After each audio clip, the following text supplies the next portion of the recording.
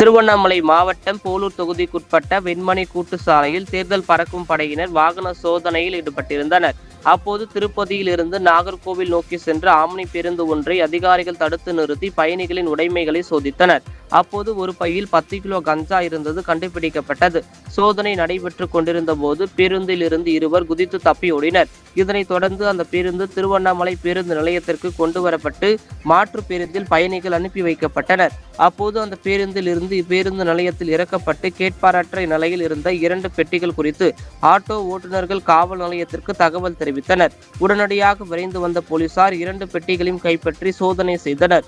அதில் 20 கிலோ கஞ்சா இருப்பது தெரிய வந்தது. மொத்தம் பறிமுதல் செய்யப்பட்ட 30 கிலோ கஞ்சாவுடன் ராமநாதபுரத்தைச் சேர்ந்த ஆட்டோ ஓட்டுநர் ராஜீப், மதுரையைச் சேர்ந்த ராஜ் முகமது மற்றும் புக்கிங் புரோக்கர் ஆகியோரை போலீசார் பிடித்து தீவிர விசாரணை நடத்தி வருகின்றனர். இச்சம்பவம் அப்பகுதியில் பெரும் பரபரப்பை ஏற்படுத்தியுள்ளது.